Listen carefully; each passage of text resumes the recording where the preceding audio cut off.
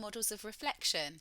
So you're probably watching this video because you've got a reflective assignment to complete at university. So we're going to introduce you to some of the key models of reflection and theories of reflection, and give you the opportunity to reflect on what might work for you in your own writing.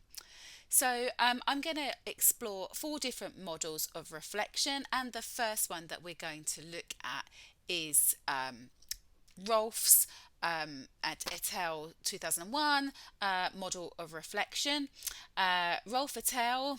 Talk about kind of thinking about reflection in 3 different stages: the what, so what, and what next. Now, let's think about a scenario that you might be reflecting on. I'm going to use a teacher observation. So, a scenario where you have just conducted a teaching session and you're starting to reflect on that at the end. Now, you may want to think about this in your own context and think about an experience that you may have been experiencing very recently in a work placement or in your personal life, as an example. But let's go for a teacher observation. So the first question, what, really relates to describing what has happened. So describing those experiences and the context that those experiences are situated within. So it's all about description. And for those of you that have looked at my critical thinking video, you will also have seen the importance of moving quite swiftly from description through to analysis and evaluation. And this will happen across all the models that you'll see, really. So we'll be describing our situation. So, for example, if we have had a teaching observation with a new class, you're a trainee teacher, then you will start to kind of write about what happened in that session. And then you move on into the so what area, where you are in effect analysing and evaluating here. So we're really starting to think about what happened, what went well, what didn't go so well, what contributed to things going well in that teaching session, what kind of contributed to things not going so well. Were there any challenges that you had to overcome? Were there any difficulties? Did things go to plan? So you're really asking lots of questions here. And this is really, really important and moves you out of that description, as I said, into evaluation and analysis. So we now can start, once we've done that, we can start to move into, okay, what next? So this is a stage where you'll start to consider, what you're going to do next. Let's start thinking about whether you need to change anything if you were in that position again, or in your next teaching observation or class that you take. What would you do differently? And you'll start to also think about, if you did anything differently, what impact would that have on your practice? What impact would that have on you? What impact would that have on your learners, for example? Now, you might actually find things went swimmingly and you don't need to improve. I usually challenge anyone that says that they don't need to improve, but if that's the case, still acknowledge that. Something that students often find quite challenging is to be able to really think about how they could improve, because often when they're being assessed, students will feel that they've got to tell us all about what worked really, really well, and can kind of swerve away from that deep critical thought of thinking about, okay, maybe I needed to be doing something different. And it might include a bit of soul searching, and sometimes that can come to some sort of self-awareness, which actually you might find uncomfortable with as well. But if you really want to improve, that's so important. And those principles are important throughout all of the models that we'll be going through. So let's look at Kolb and his experiential learning model from 1984. Now, In regards, actually, there are some similarities, really, with Rolfe and Kolb's experiential learning cycle is rooted in understanding how people learn, focusing on four areas to consider when reflecting. So the first area is concrete experience. Now, here you are describing what happened, what you saw, and describe any thoughts or feelings that emerged too. So, really, this is fairly similar to Rolfe what stage. And then moving forward to reflective observation. Well, that's where we're moving into that analysis and thinking about what worked, what didn't, why did it happen, what influenced it, and why. So you can see actually that is fairly similar, really, to the so what section of Rolfe model. Moving into abstract conceptualization, here really you're starting to think about the future and considering strategies that could help and prioritizing those actions. And you'll be asking, well, what could I have done better? What could I do to improve? Again, fairly similar to Rolfe et al.'s what next stage. Now, hopefully you're seeing the similarity between our models now, that we're always thinking towards the future when we're reflecting as well. And you'll see that with the other models that we'll look at. Now, Kolb adds an extra stage of active experimentation. Now, here, this is where you put all those actions into practice and experience those. So, those actions that you chose and prioritized and really thought about that would make a difference to you for the teaching practice, for example, you go off and practice. And now, what should then happen as you begin to practice those? They start to then become concrete experiences, and then actually you can go through the cycle again. Okay, so let's move on to Gibbs' reflective cycle. So Gibbs 1998 has a considerably more structured and detailed model. And actually, it can help you slow down and take time to avoid jumping to those early conclusions. The model tends to work well in written assignments, but students often find it almost quite complex or too detailed when they're just writing their reflections, perhaps in a reflective diary or a reflective blog at the end of, say, a work placement or something. Okay, so but I'd say most lecturers that I work with will encourage the use of Gibbs' reflective cycle. So here we start at description, and this is the same as the first stage of each of the modules that we've shared above. So it's talking about what's happened. Now we start to move and inject into details of our feelings. So here you're going to describe your feelings both during and after that experience.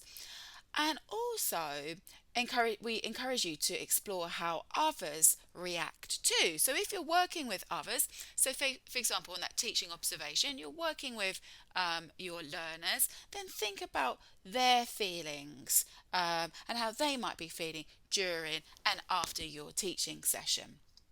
So think about who are involved within your own experiences when you think about feelings. Now, in Gibbs kind of puts this in an isolated, separate stage, but actually you might find in reality that you'll share these when it's appropriate rather than separately. This then takes us into evaluation. So Gibbs refers to evaluation as a consideration about how what was good about the experience and what wasn't so good. You can also consider that from what worked well and what didn't. So it's a slight play on words here because the other models use analysis. But again, you shouldn't just you should also consider other people's perspectives as well as your own here as well. Because what might have worked well for you may not have worked so well for your learners, as an example. So it's really important to look at different perspectives, and that demonstrates a deeper and broader ability to reflect. That moves you on to analysis and making sense of your evaluation, quite similar to Kolb's reflective observation. So here you're exploring what is really going on, really trying to understand what's influencing the experiences and identifying whether those involved had similar or different experiences. So you can start also to synthesize literature and different perspectives here to make sense of what has happened. Now, actually, you can use literature to make sense of what's happened in the other models as well. It's come out of this discussion. If you're reflecting in an academic assignment, then we would expect you to include reference to literature, theories, models, etc., whatever's relevant to the context of the subject that you are learning. So now we move into the conclusion, where you are really concluding what's been learned from the experience and what needs to happen next, similar to Kolb's abstract realization. Now, the final stage here is action. And as with the other models, this stage is about identifying specific actions to undertake if you found yourself in this position again. And at this point, I'm going to mention a SMART development plans or SMART action plans. And you'll be able to find out more about this in one of my other videos or lessons. But it's really important that you take time to make sure that you have a range of different actions that will help you move forward. And if there's lots, then you start to prioritize what will make the biggest difference and impact to you and those that you're working with. So my final model here is Brookfield's critical lenses. Now, Brookfield 1995 actually explains that when reflecting, you should consider a situation from different vantage points or different viewpoints. And I've mentioned these a few times now in the other models. Now, Brookfield's critical lenses model was actually developed to help teachers reflect, but the principles are certainly transferable. And I will explain that as we go along. So let's look at the autobiographical lens first of all. So here you're reflecting from your own perspective. So you're following those principles from the other models already described, that I've described so far. So that's about you. But we also need to think about those that we are interacting with. So in the teaching observation, here Brookfields mentions about students' views. So here the teacher would be considering the student viewpoint. And this can be reinforced by asking for verbal or written feedback. And this is really important because it can help limit the subjectivity or bias that we inherently have when we reflect from that autobiographical lens. So for those of you that aren't in teaching, so there'll be lots of you, think about who your end user is. Now that might be consumers, contractors, service users, parents, the audience that you're performing to, or any other stakeholders that you can think of. So I'll let you think about those. Now, the other lens is colleagues' views. So to make this transferable, we really want you to think about relating that to your peers that you work with, for example. So, for example, if your experience is working in a group work, then you may use the experiences of those that you're working with. So your peers. You might take into effect your lecturer or tutor views. In that teaching observation, you would take consideration of your observer or those that you work alongside with. Now, again, don't forget to request feedback to strengthen the objectivity of your reflection. Now, you can do that in written format or in verbal format. If you are writing reflectively, then you can record that feedback and perhaps include it in an appendix. Now, I know that many students find it difficult and challenging to ask for feedback and would prefer really to just go from that autobiographical lens. But you're really, really restricting how you can improve without understanding what that improvement really is for and what that end objective is, and that is often for the benefit of others. The final lens here then is the theoretical lens. So, to make sense of your experiences, you really should consult literature on the subject. And for an academic reflective assignment, we would expect that to be included. So, you need to consult literature on how you can improve, for example. Because you might come up with ideas to improve, but you're really restricted to what knowledge you have in your own mind. By undertaking further reading, it should also open your mind to other opportunities and ideas that you would not normally think of. Um, and also, you can use literature to help compare and contrast your own experiences with those of others. So, if you're talking about trainee teachers, then you may reflect and find out whether other trainee teachers are also experiencing the same things as you, or you might find out actually you're really quite different to everyone else, and that's okay as well. But it's really good to also, when you're setting the context of what you're writing about, so teaching practice, you might be talking about the importance of having observations, for example, and use literature there as well. So they are the main models of reflection, and you may find that you will reflect what we call in action or on action. Now, you may have come across Schoen in 1991 as a reflective model, who talks about in action reflection, and which means reflecting in the moment. So, for a trainee teacher, as you are teaching and you've got to think on your feet because something's not working well, you can't just stick to your plan. You're going to have to think about how you can change as you're going along. Whereas on action, which is what most of these models that I've described are about, are reflecting after the actual experience. So let's bring that all together. So the reality is that many students just pick what they like out of the models. But there are some key principles to consider. So I've got some of the key principles on this as a checklist, which I would encourage you to refer to when you're proofreading and organising and structuring your work.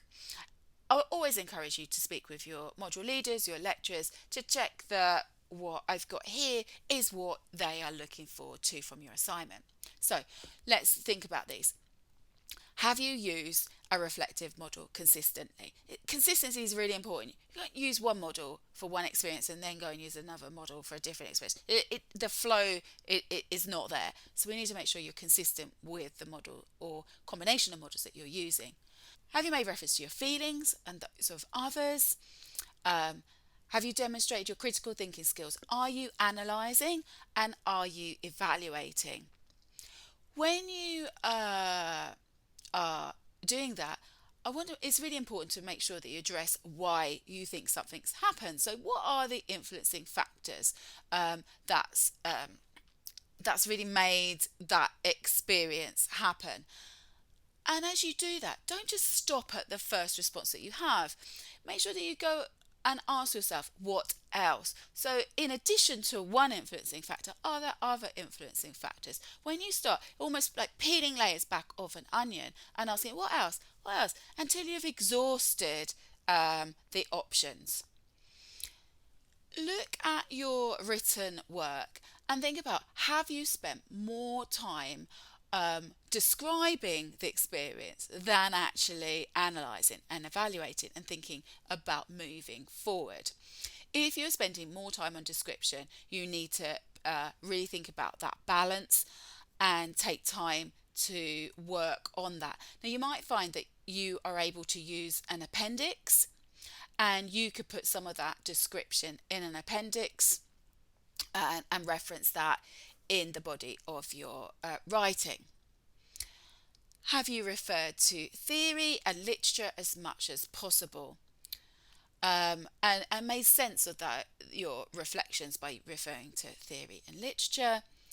Have you compared and contrasted your own experiences with those of others, if it's relevant? And have you got evidence of your experiences? So, for example, if in a teaching observation you may have used handouts, for example, you may take photos of that and include that in the appendix, for example, or any supporting information that you think will help the reader of your reflective work understand it a little bit better. Then keep records of evidence, and, as I say, use that in an appendix. Have you included feedback from other stakeholders? So in this example, the students that you're working with, the observer, for example, but anyone that you are sharing that experience with, ensure that you get feedback from them, and again, consider including it in an appendix. Make sure that you acknowledge what needs to be developed. You really can't miss this out. It's an important stage which was covered in all of those models. And as you do that, include a smart development plan which will state how you will go about ensuring that you can work on those areas for development.